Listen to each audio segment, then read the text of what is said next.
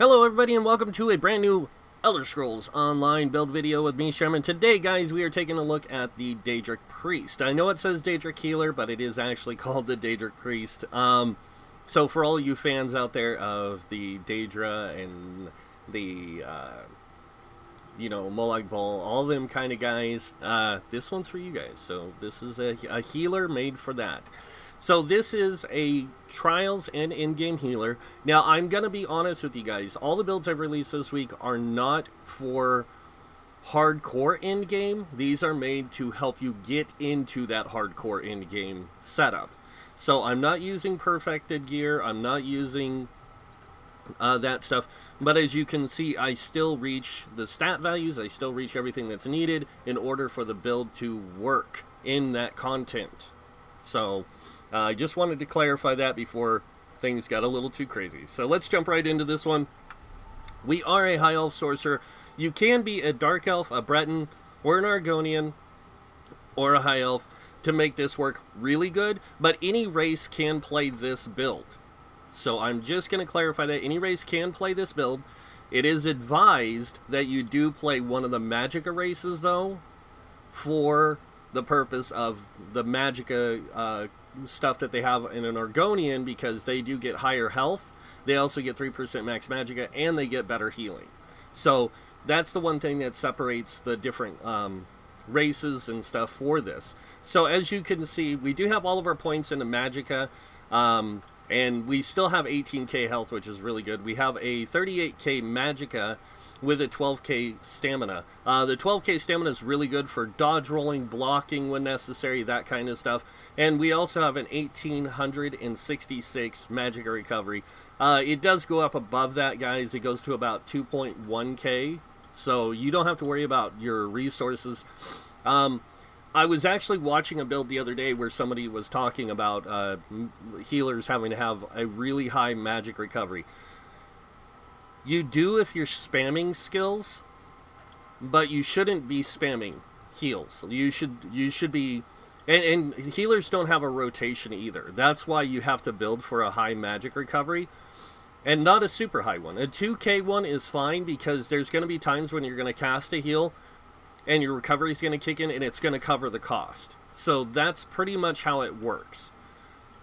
You have other things, other tools at your disposal that will give you more Magicka return also. So, just letting you know. We have a 1968 spell damage, a 29% spell critical. We are not buffed yet. When we are buffed with food, or with our potions, we actually go up to a 39% spell critical, almost 40%. Now, if a Nightblade is in your group, you will break 40% critical. You do not need much higher than 40% critical unless you are trying to get more critical heals. And in that case, you don't need as much spell damage. You can actually lower your spell damage to get the better heals. But with this kind of a setup, you want higher spell damage so your heals hit for more with a lower crit. So if you build for higher crit, you don't need as much spell damage because your heals are going to crit more often, which means they're going to hit harder. So that's the trade-off here. We have an 11k spell resist with a 9k physical resist. You can get your spell resist higher. There are different CP setups that will help with this. I use a universal setup, so I don't play into the high resistances, and we'll get to that when we get to CP. Moving on, we are using the Mage Mundus Stone for more max Magicka. We do get minor Aegis, and we are using the Twilight Matriarch, because the Twilight Matriarch has a passive thing, or an active skill that you can activate that heals group members. It heals the Matriarch and up to 2 other friendly targets. It's a really good burst heal, so we'll get to that when we get to skills.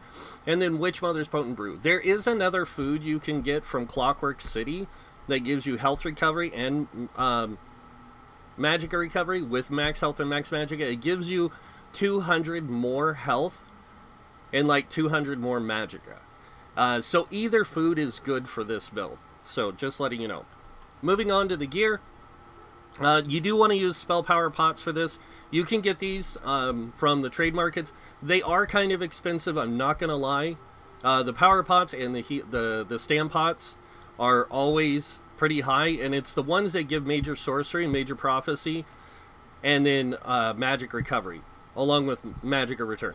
So those pots are always going to be super expensive because people use them like they're going out of style. So especially if you're playing at in-game content like veteran dungeons, veteran trials, and especially in DLC dungeons. So now moving on to the gear sets. Now it's kind of an unusual setup for this build. There is a lot of different things you can do with healers, but for this one we are running Illumbras. And the reason we're running Illumbras is because we are using a shock staff and we're doing mostly shock damage. Now, if you don't know how Illumbras works, Illumbras will either drop fire if you're using a fire staff or you're using fire damage, or it'll drop shock damage if you're using a lot of lightning and stuff. So with the Sorc, it will always drop, with this build, it'll always drop lightning. Now, it does have a 10% chance to go off. It has decent damage, and it will pretty much fire anytime it's on downtime, or whenever it can proc, it will proc. So it's got a good uptime. And it's just a nice way to add some additional damage for faster runs through dungeons. If you're playing in trials, though, you can switch this out for a monster set that has a heal, like Chokethorn, Earthgore, Sentinels, and Bogdans. So those ones you can switch out with this set if you want to in trials, but this still works as well. The other nice thing is it does give you a better chance of uptime of off balance. So it's a very, very slim chance that it'll proc from this, but the more lightning damage you have going on the enemy, the greater chances of off balance procking anyways. Moving on to our main set, that is Olorum's, and this is a very powerful set. Not every healer needs to run this in a trial. If your other healer is already running this, you can run something else like Spell Power Cure, or not Spell Power Cure, Worm Cold. You can run, God, there's a lot of different sets. You can even run there's a infallible mage set. You can run that. There's a lot of different things you can run with this Sanctuary. You can even run the Resto staff one. You can even run the shock staff one. You can run a lot of, like I said, a lot of different things with this. All right. So moving on to the other set we're running, we are running Mending. Now Mending is actually kind of an interesting one because a lot of people don't realize Mending is a very powerful healer set. One, it gives magic recovery, it gives max magicka, it gives 2% healing done. And then the 5 pieces, when you heal or use an area of effect heal ability, it reduces the weapon damage to all enemies within 10 meters of you by 430 for 3 seconds. So as long as you're putting down area effects like using healing springs, you're using Wall of Elements, you can get this to go off. And it'll just pretty much stay up quite a bit. And that 430 extra weapon and damage that it reduces really helps against stamina enemies. So this set is only really good against against melee character enemies. So this set works really good in Hellrust Citadel. It works good in V-Maul. It does work good in Sanctum Ophidium. Our Therium Archive is a little different. There's not a lot of melee damage, so I would suggest trading this out for a different set. Maybe go with Worm Cult and Infallible Mage combination. It's up to you, or go with Olorum and Worm Cult. Olorum, though, is one of the sets that a lot of people are going for. And I will have a discussion video at the end of this week, guys, talking about the healer stuff and things I personally would like to see changed with healers. So I'll get to that. But what I like about this set, and it's not what I like. There's one thing I like about this set. It's the recovery and then the 3-piece gain minor Aegis. I like that. The 5-piece is nice on this. But I don't think it should be something that healers should be producing, honestly. Because it makes this set in demand for all groups. So it really doesn't give healers a lot of options when it comes to sets that they can run. So, but the 5-piece is really good. Casting abilities that leave an effect on the ground in combat will create a circle of might for 10 seconds. You and your allies in the circle gain major courage for 30 seconds, increasing your weapon and spell damage by 258 for 30 seconds. This effect can occur once every 10 seconds. So it's a very good group support set. And I love healers that do run support stuff. But I think too many of the support sets are geared towards too many options. And we'll get into that when I go over the discussion at the end of the week. On the gear here, we are running 3 infused on the big pieces. Smaller pieces, divines. On the infused ones, we are running tri-stats, and on the divines, we're running max magicka. This gives you a good, well-rounded setup for a healer, and it still gives you magicka towards boosting your max magicka. Now, moving on to the jewelry, we are running 3 spell damage on here. If you wanted, you could run reduced cost here. It's up to you, to be honest. Honestly, I find this works a lot better.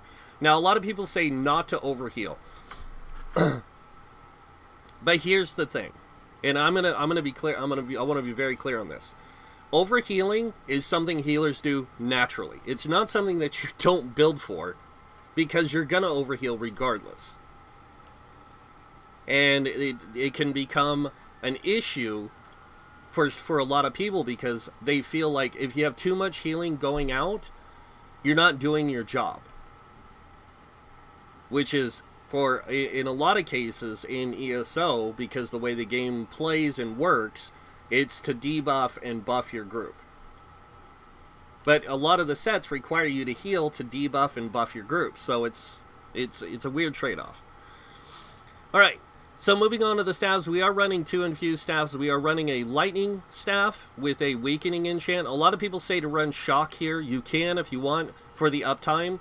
But I found that if your DPS is running shock enchants and you're in a trial, they are going to proc off balance a lot. So there's really no reason for the healer to run it. It just gives one more chance of proccing it. And even if you proc it, it's not that big of a deal, honestly. So weakening works really good because it reduces the enemy's weapon and spell damage. And when you use this on Wall of Elements, the nice thing about it with this update is Wall of Elements will apply the weakening enchant, and when you swap bars, it will still stay applied. It will keep reapplying weakening. So it's really nice. But a lot of tanks are running this, so you could run a shock enchant here if you want to. On the back bar, we are running an infused staff with a magicka absorb. This just gives you a way of getting more magicka return.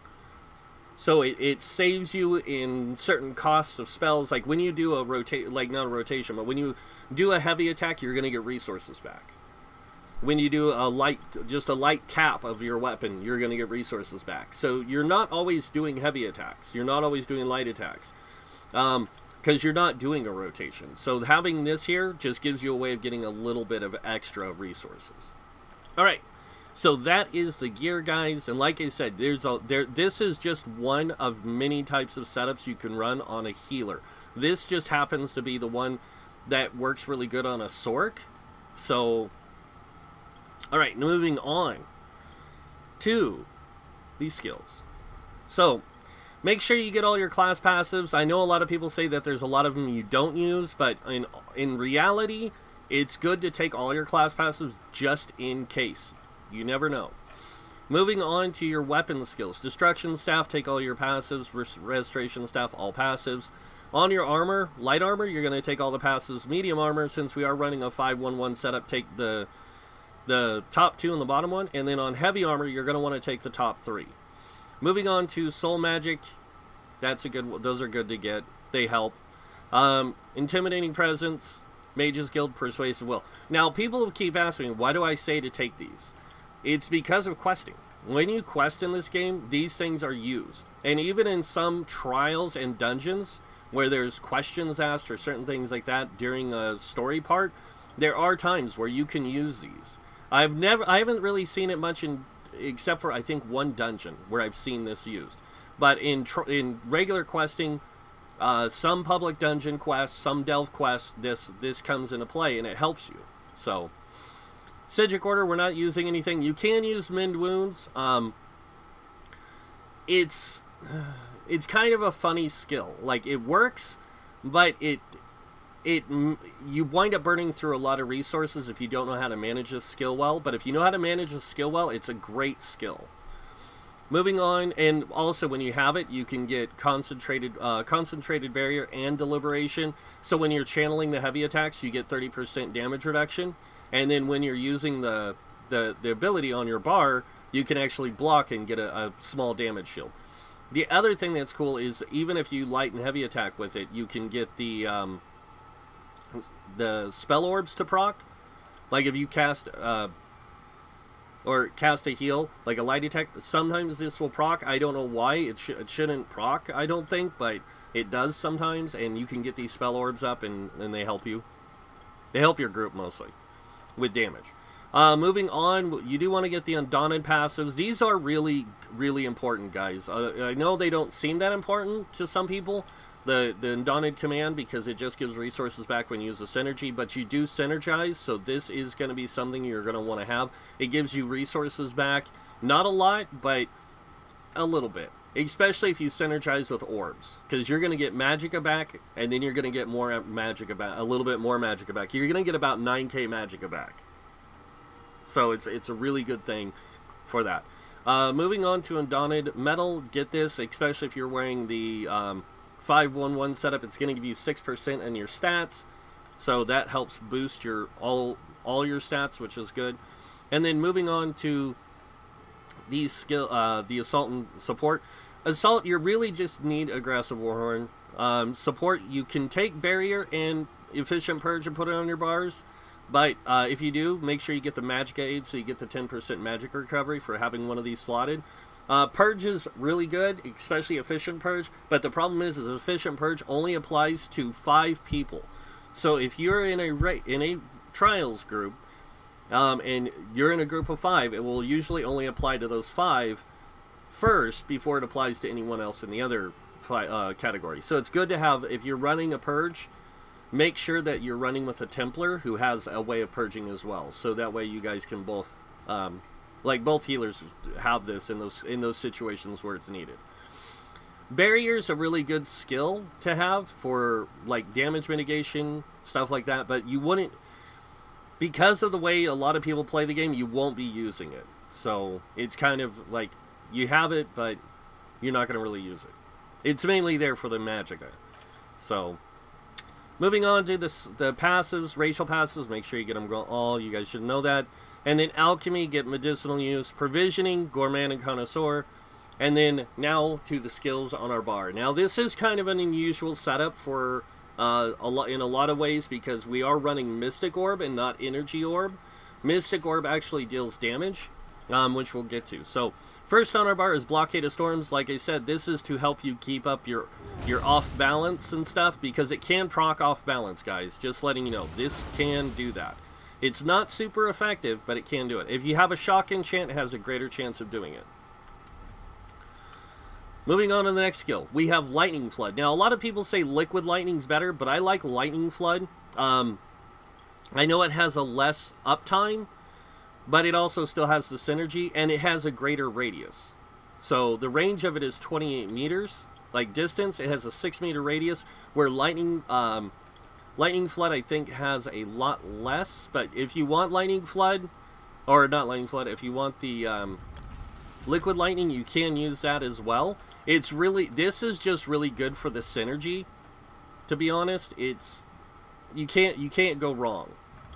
So yeah, this has a 4-meter radius, but it has a 10-second uptime. So, but you're not gonna, you don't really need a 10-second uptime, because you're just gonna be dropping it for the synergy purpose. So giving it 10 seconds or giving it 6 seconds, it doesn't matter. It's just there for the synergy purpose. So, but it does do a decent amount of damage. Either one of them do. Next up is Elemental Drain. This is there for the Magicka Steel, because I say it's there for the Major Breach and Magicka Steel, but a lot of people say that the Major Breach doesn't matter because the tank's applying that for you. But that's only if your tank is using Sword and Board. Not all tanks use Sword and Board. Sorry. So, Major Breach and the minor Magicka Steel. Magicka Steel is great for your group. So, Next on our bar is Mystic Orb. Now, Mystic Orb is your way of giving resources out. It's really good at that. So you can cast this. Somebody can synergize off of it and get the resources. But you do want to be kind of close to your group when you cast it. You don't want to be super far away where it takes long times to get to them. So, next on our bar is our Mega Heal. I like to call it that. Summon Twilight Matriarch. So this thing does do damage while it's in combat. It does 4,222 shock damage plus an additional 18% damage. So that's really nice. And then when once summoned, you can activate the Twilight Matriarch special ability, causing it to heal the Matriarch and up to 2 other friendly targets for 8,803 health. Now, that varies based on the person's magicka and spell damage. So, as you can see, that was a 15k heal. 9k. 9k. And it does get stronger the higher your spell damage is, I think. Don't remember. It's been... yeah, it's just max magicka. So, when you pop Warhorn. Next ability on bar is an ability you do use quite a bit, and that is Absorption Field. Absorption Field's really good because any enemies caught within the globe are stunned for 12 seconds, and enemies will be silenced. The enemy players will be silenced rather than stunned. So as long as they're within the globe, they're stunned, and it instantly removing all enemy area of effect abilities. So it's really good for removing area of effect abilities. It also heals those who are within it. So your allies that are within the bubble get healed. Next on our bar, on our back bar, we have Healing Springs. Everyone knows why a lot of healers use this. It's a very good heal. It also gives resources back to the healer. Most of the time, it can almost make this skill cost you nothing with with your recovery rate. So when you cast it, if you cast it on enough people, the cost and then the recovery will make up the difference. So next on our bar is Combat Prayer. Really good heal, but we have it here mainly for the Minor Berserk, Minor Resolve, and Minor Ward. Mainly Minor Berserk. Sorry, I'm going to get sarcastic here in a minute because I'm kind of irritated about something. So, Minor Berserk gives 8% damage to your group, physical and spell resistance as well, which is nice because it's a very small amount. But as you can see, it takes us up to 12 and 11k physical. So that's a nice difference from what we were. Alright, going on to the next skill on our bar. We have Quick Siphon. Quick Siphon, I know a lot of people like the... and it is a good ability if you want more synergies. And that is the Sanguine Altar. It's a really good skill to have for that. But I like Quick Siphon because it automatically applies to the enemy. And you can apply it, and once it's applied, that enemy is giving lifesteal to your group and your allies. So it's a really, really good one. And you can cast this multiple times. This has a cast time. So if you go to cast Sanguine Altar, it takes 1.5 seconds to cast, and you have to cast this right near where all the encounter is. So this is it's okay, but it's not quite as good in my opinion as the Quick Siphon from the Restoration staff. The next ability on our bar is our oh crap thing, and that is Ward Ally. Now, Ward Ally is a very powerful shield. I know it doesn't look that powerful by this standard, but here's what happens if a person has taken damage and you cast it. Now, it will cast on you and one other person. Since it's just me and my pet, I will fall down here and I will cast it on myself, and that's an 11k shield now. And then I can use my pet to heal me, and I still gain that maintain that shield. So it's a really good one to use because it applies to you and one other person. Next up on our bar, you can also switch this out for the light armor skill annulment, and you can take either one, Dampen Magic or Harness Magicka. Both of them are really good. Harness Magic is a little bit better because this one, anytime you take spell damage, is absorbed, you restore Magicka, and and it grows based on each piece of light armor worn. So really good there. And then last but not least on our bar again is the Summon Twilight Matriarch. You have to have this on both bars or otherwise it disappears. So, and like I said, just an incredible heal. And when you have your pod up, it's even better. So, because it usually crits. Last but not least, Aggressive Warhorn. This gives your group max magicka, max stamina for 30 seconds. It also grants major force, increasing your critical damage by 15% for 9.5 seconds. It's really just, most healers, tanks run this. So, alright, so that is the skills, guys. Now we're going to jump into the CP. Starting with red tree, like I said, my red tree is set up for universal play. So it's more of a, like, not a standard, but just something that I run, even though I know certain trials, there's different things you want to set up for. So we have 66 in the Ironclad. This reduces damage taken from direct damage attacks by 12%. Moving on over here, we have 31 Thick Skin. This reduces damage taken from damage over time effects by 13%. We have 2 in the Light Armor Focus. This just I didn't have any place to put the 2 points, so I just put it into here. You could put it here, or you could put it into Spell Shield. If you want more ideas on how to place your CP, you can look at, you know, check out Alcast's website for CP allocation for each of the trials. He does have that, and it's mostly for the red tree. So we have 56 in a Hardy, which gives us physical poison disease damage reduction by 12%, and then we have 56 into Elemental Defender, which gives us flame, frost, shock, and magic damage resistance, or reduction, sorry, by 12%. So these two here do stack with Thick Skin and with Ironclad. Moving on over here, we have 40 into Bastion. This increases the effectiveness of our damage shields by 16%, and then we have 19 into Quick Recovery. As I said, if you wanted to, you could take the 19 out of here because you really don't need it. And you could put it into here along with this to give you some greater spell resist. So that way, when you are in a trial or whatever, you have that higher spell resist. But it's really up to you how you, like, what situation where it's needed. So,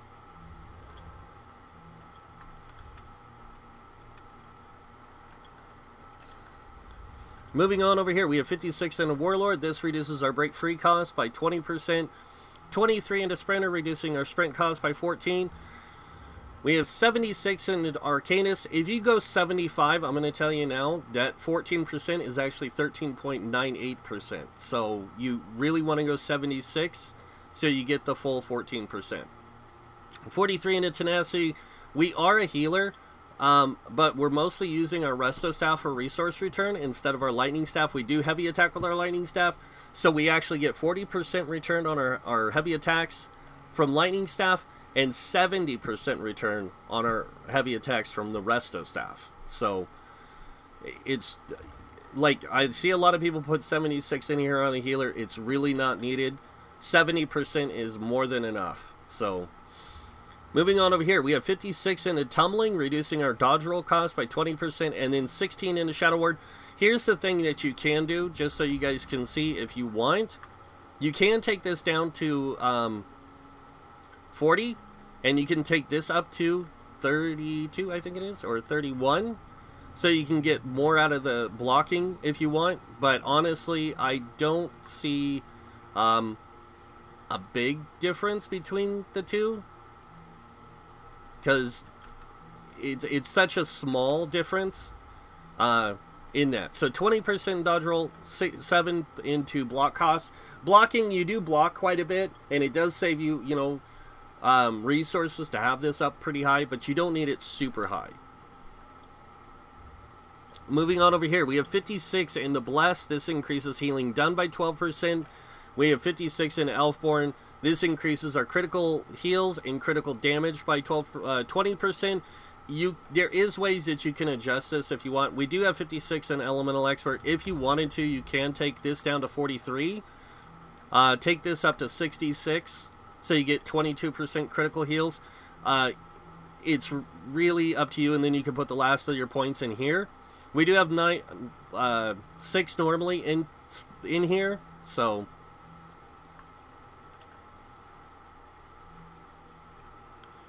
But I like this setup personally because I like the extra Flame Frost and Shock magic damage by 12%, because being a Sorc, you get 5% shock damage. So this increases our shock damage to 17%, and we are a high elf, so we get 4% additional shock damage, so that 17% becomes 21%. So it's pretty nice. And then 6 into Spell Erosion for some extra pin. We do have 16 into Staff Expert. This increases our light and heavy attack damage by 10%. We do have 40 into Master at Arms, increasing our direct damage. Honestly, after doing some testing, like, you don't really need to put into Master at Arms. You could put it all into Staff Expert if you wanted to, because most of your damage that you do is going to be through your light and heavy attacks. So boosting that more is a little bit better. Your Master at Arms only boosts your initial hit in damage. Moving on over here, we do have 40 into Thaumaturge. This increases our light and heavy attack damage, because our heavy attack damage. Our heavy attack damage is channeled, so it does damage over time, and is boosted by this. So, but that's why we have 40 into there. But that is it for our CP, our skills, our gear setup. Like I said, this is not a setup that you run all the time. This is something that you run when nobody else is running the other stuff. There is a lot of different setups, like I said, for healers. Most of them do suggest Olorum as the main set, and then other sets are Infallible Mage, or Infallible Mage, Wise Mage. There's Combat Physician, the Mending set.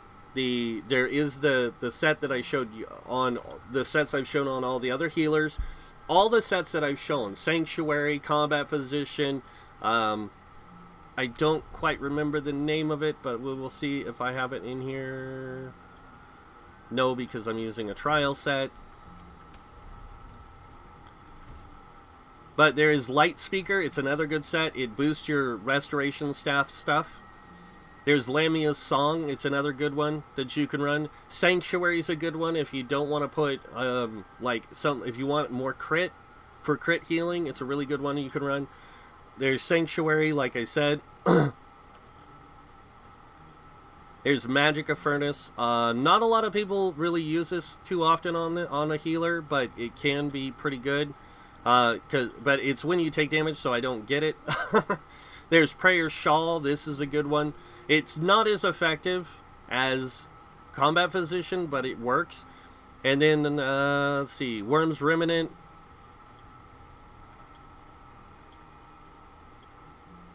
Spell Power Cure is one you can run. I would not advise running Spell Power Cure with Olorum. That's a bad idea. Jovial's Guidance is another good one. And I think it's this one. Yeah, this is another good one for a healer to run. This is a good one if you got people who go down, because when you res them, you give them major heroism. So it's it gives you and the person you res major heroism. So it's a nice way to build ultimate, things like that. But it does. People shouldn't be going down that often. So it's kind of like, eh. And then there, of course, is light sets that drop in Overland. So this, like I said, one setup that you can run. But that's pretty much it for the Daedric Priest, guys. I hope you guys like it. It's one that I really do find enjoyable, but it's not something I would play normally. I'm not going to lie, because I'm not a big Sorc healer fan, but they do work and they are amazing. So, and what I mean by fan is I don't play it. So, there. I said it. I don't play it. But it is a really good healer build. It's really cool to play if you like that kind of stuff. So, but yeah, that's pretty much it for now, guys. I hope you guys liked it. If you did, like button. If you guys want to see more builds by me, you can hit that subscribe button. Other than that, I want to thank you all for watching. Until next time, have a wonderful day. And this guy might see you in game. Bye.